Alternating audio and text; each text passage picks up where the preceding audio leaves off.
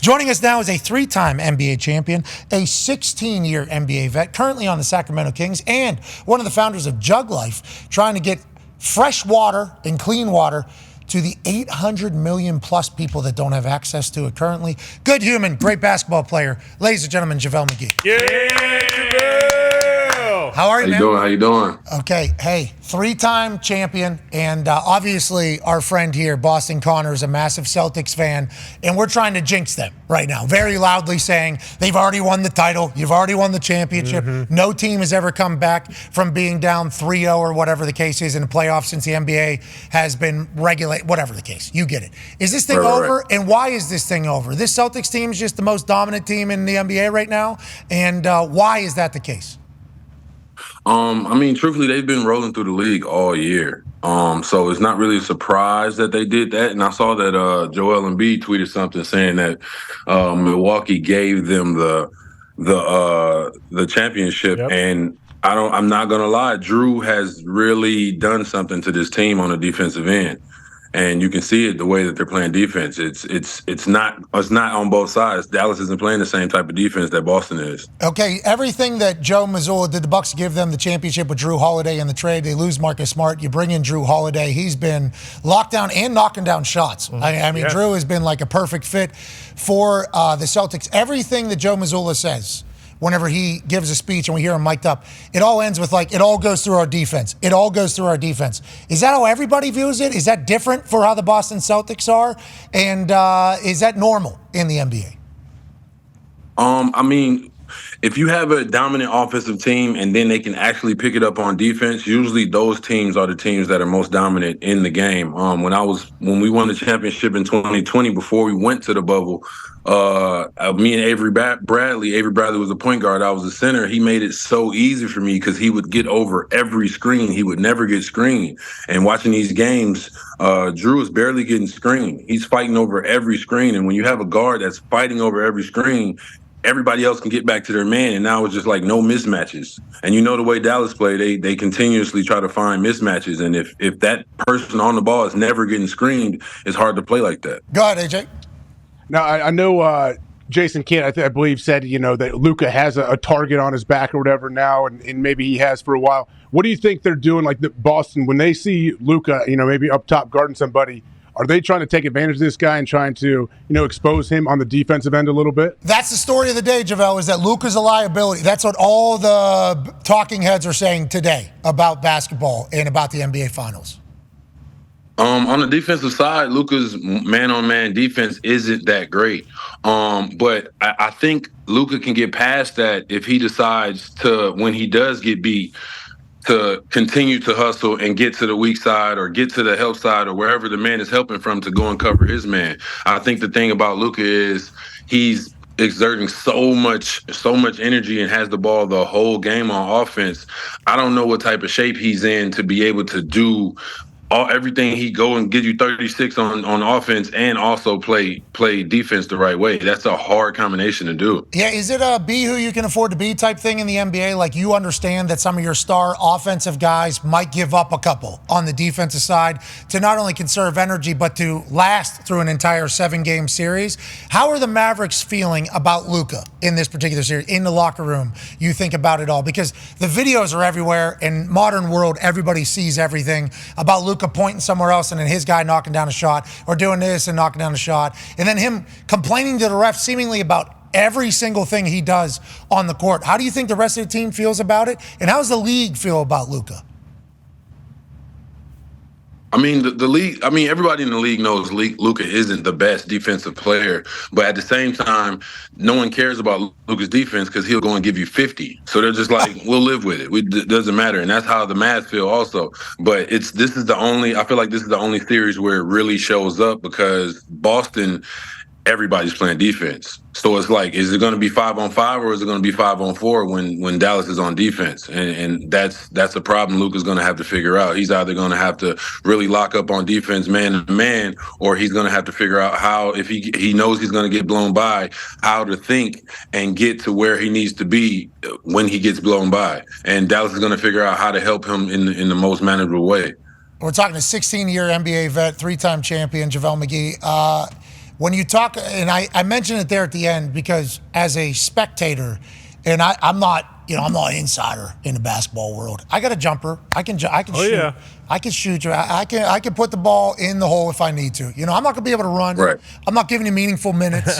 Defense, I'm not smacking the floor. But if you get me in my spot and somebody's able to get me the ball, I'm probably in the pocket. Yeah, I'm probably going to knock it down. Knock it down, and I'm going to celebrate too, as if I did a lot more than I actually Absolutely. did. But like watching Luka with the refs, and believe me, we are maybe the biggest, hey, refs, you need to be better at your job show in the history of sports media. Like, I think we actually are in the NFL and even the NBA. We got some tweets from the official NBA's Twitter account. So, like, we are very much understand. Luka seemingly complains about everything that happens on the court to the refs. Is he known to do that? Is he a guy that you guys can kind of, if we get him a little bit pissed off, maybe he'll run himself out of a game? Like he fouled out last night with like 5 minutes left, 4 minutes left or whatever. Obviously, they're a much different team when he's gone. But his relationship with the refs, is that noted? Is this just a rare occasion of him complaining about everything? And how many guys are like this in the league, JaVale? I feel like everybody's like this in the league. It's just that you guys don't portray these bad sides of people until they lose. If Luka would have won that game and had 35-40, we wouldn't be talking about him complaining to the refs. We'd be like, Luka's the greatest ever, and he's going to bring the team back. And his defense is awesome. His defense. Exactly. He was really locking down on defense. You would have thought none of those blow-bys at all if they would have been winning these games. So, I mean, it's sort of a media thing, and at the same time, everybody complains to the ref if they feel a certain type of way. And definitely the stars complain to the ref. Those are the main people who complain to the ref because those are the only people that the ref listen to. They don't listen to the bench players. They don't care if you're complaining to them. Hey, you. I don't know.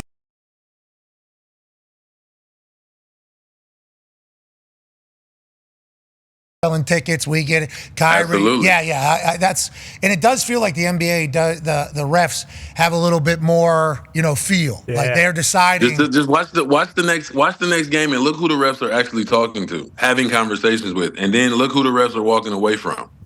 Okay, I'm going to. That is what I'm going to watch. But there is one team that doesn't seemingly chat with the refs at all. And they have the youngest head coach to make the finals since like 1966. Go ahead, Connor. Yeah, JaVale, what do you think about Joe Mazzulla? Because obviously there was early on in his career that he was kind of handed this team and that it wasn't as much him being a great coach. It was more so about the team having great players. And now it's kind of changed with, his strategy and things of that nature that he is one of those top coaches in the NBA. What are your thoughts around him? And what do you think about just like the culture? Because as Pat mentioned, it feels like the Celtics, although there are times where, you get hands thrown in the air if they don't get a call, but it feels as though they're very easily moving on to the next play. Is that credit to Joe Mazzulla, or is that just the culture?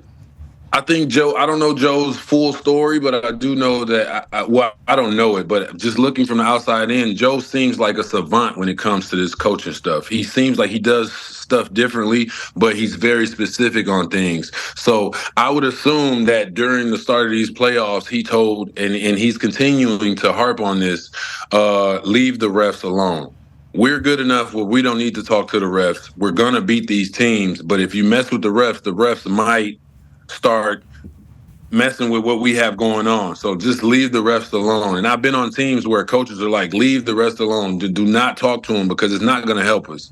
So with them being that great, I feel like Joe is in the locker room every day before the games. And last but not least, before they bring it up, leave the refs alone because we don't need them. We're good. We're going to win this game. But if we start messing with the refs and complaining, they might try to turn this game around. Yeah.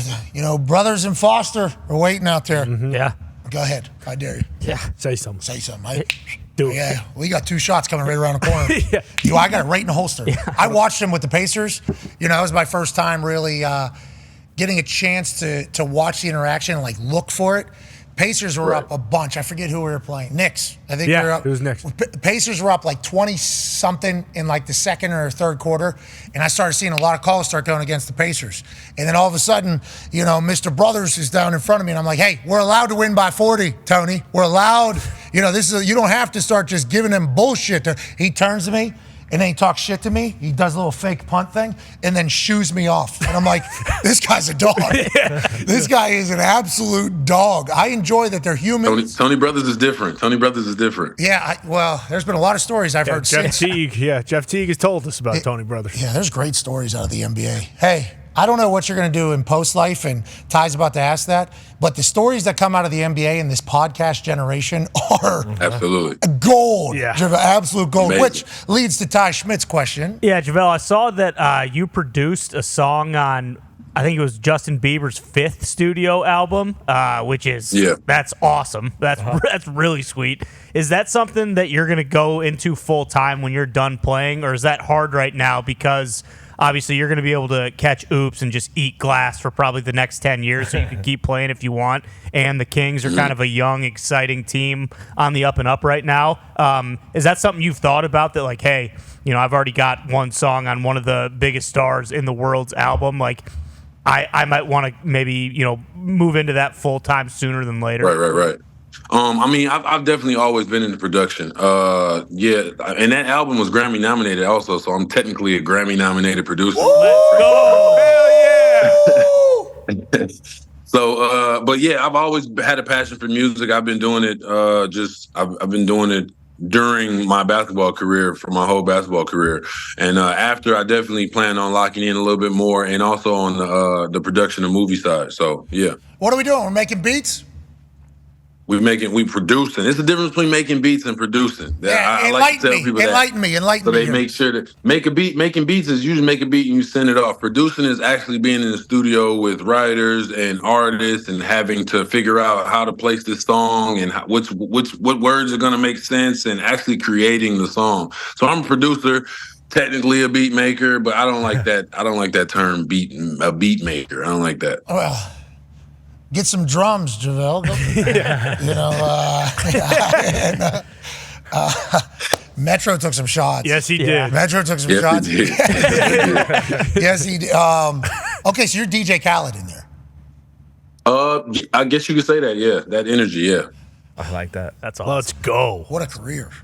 What an absolute career. Yeah, are we screaming anything before, like McGee on the beat? Like, is there any of that? It's Pierre music. That's what you hear in the beginning, but not on the Justin Bieber. I didn't have my tag on that one, but most of my songs have Pierre music in the front of them. All right, how's it sound like? Because the Maybach music is that lady. It sounds sort of like that. It's a girl saying it.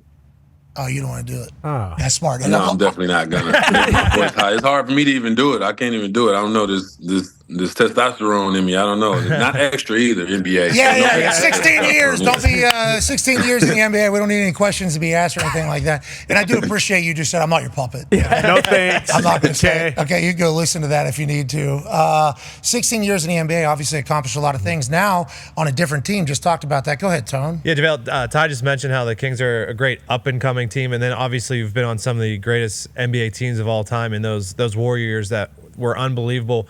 What is the difference between, like, when you're going into those Warrior years and you know that it's like a title or bust and the stress that comes with that versus, say, the Kings team this year where you guys know that you have talent, you're up and coming, and just kind of the vibes dealing with that? For personally, I feel like this year on SAC we had a problem with playing down to our competition. And you were saying what's the difference between the times I was on the Warriors and everything. When I was on the Warriors, when we played bad teams, you could tell that those teams were bad. For some reason, when we played bad teams, we had a lot of close games against Detroit and San Antonio and teams that were literally bad all year. But we just had a bad habit of playing down to our competition. But at the same time, we would play up to our competition too when we played great teams. So it's that balance, and that's definitely the difference between championship teams. They take care of business early when it comes to bad teams, to where those third and fourth string guys are playing that whole fourth quarter. Okay, and obviously we're playing forever. Okay, we know that. We know we're playing forever. How is the body and life now versus like 10 years ago, shall we say? And do you feel the difference? I feel the difference a little bit, but it's more of just keeping weight down, if anything. When I was younger, it was gaining weight. And older is just losing weight, if anything. Like, okay, we need to get back into shape for the season. We need to lose a smooth 10 pounds. Nothing too crazy. And just knowing my body more. I didn't really know my body when I was younger. I was just out there just running around, no stretching or anything. But now you know what it takes to get your body right, to get your body warm, and to go out there and dunk on people, essentially. Yeah, well, I love that. I've never figured out what I need to do to get to a point where I'm just dunking on people all the time. But I used to not warm up at all either when I was kicking balls. Just tore my hip flexor. So when you retire, make sure you stick with some sort of plan, because I just decided to do nothing.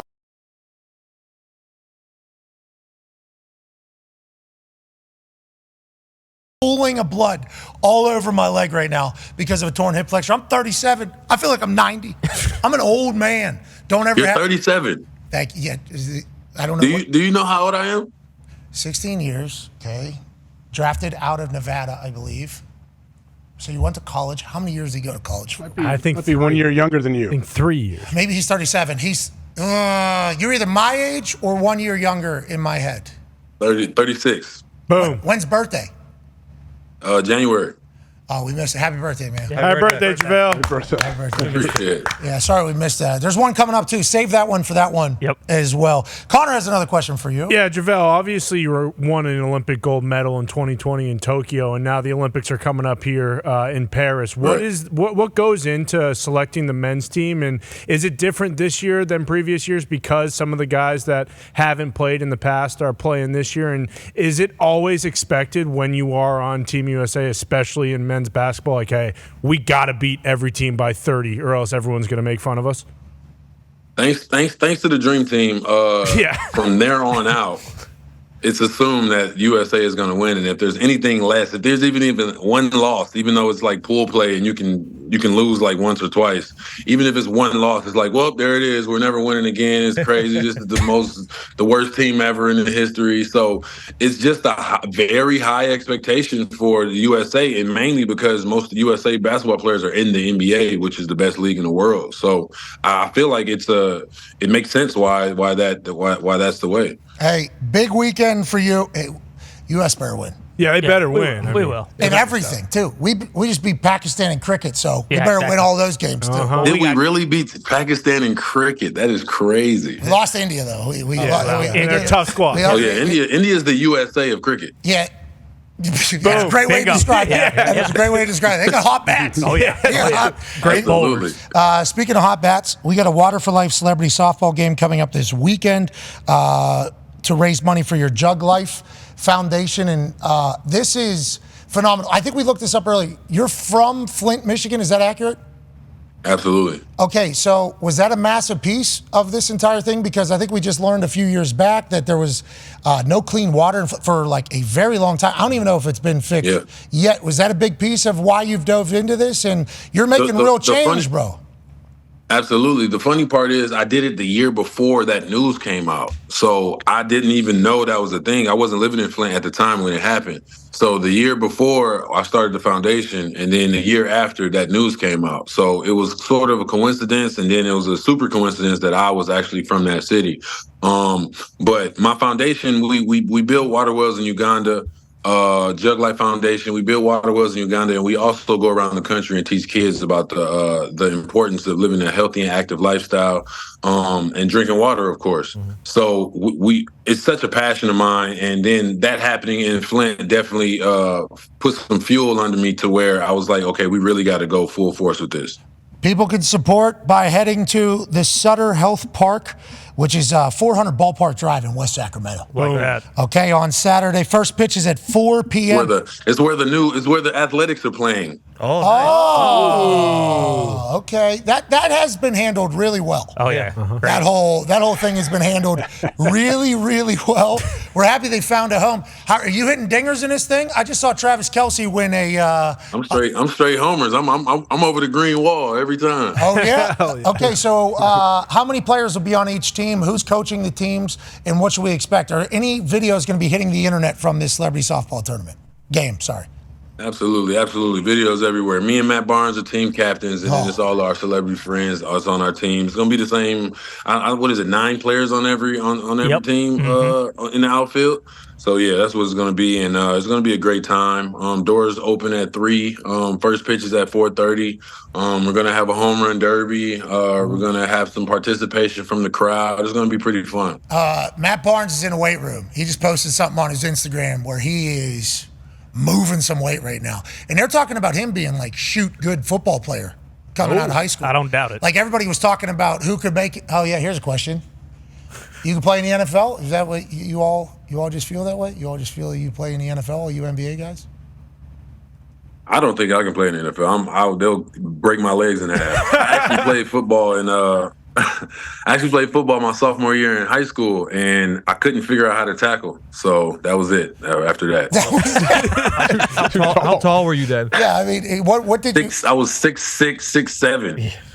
On JV football, and once you get that, once that little drill where it's guys on the left, guys on the right, and you gotta tackle a person through the pocket, I never could figure that out. So yeah, whenever I got in the game, I played wide receiver. So whenever I got in the game, they made sure they ran run plays. Oh, that's unfair. They should have been throwing that thing up to you. Them having a 6'7" guy try to figure out leverage and get a tackle. Pretty rude. Interesting. Yeah. Pretty rude. Should have done that. But throwing it up to you should have been a play, not JV, but on varsity. But Matt Barnes, I guess. And I don't know how openly he spoke about it. I think everybody else spoke about him. I guess he was real deal football player. And he is he's hitting them out of that place on Saturday at that softball game. He's going to hit dingers this weekend as well. I hope you raise a bunch of money. Keep making the world better. And thank you for taking time. You're awesome. I appreciate it. Pierre Music. Yeah. Mm-hmm. We need to. There it is. I'm gonna use that. I'm gonna cut that. Somebody cut that. Hold on. No.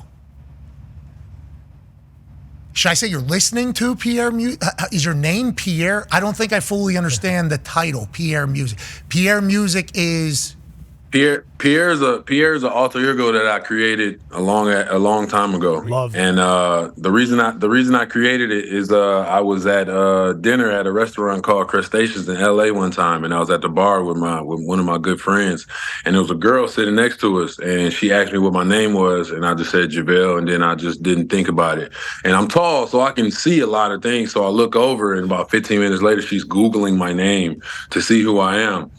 So from there on out, I decided that whoever asks me what my name is and doesn't just know me as JaVale, the basketball player, I'll just tell them my name is Pierre, because I don't like the aspect of, let me treat this person different now because he plays in the NBA, or let me set this person up because he plays in the NBA. So I'd rather just, hey, my name's Pierre. Yeah, you're a French artist. Isn't it funny, too, with professional athletes that underneath the Google of your name, too, exact worth.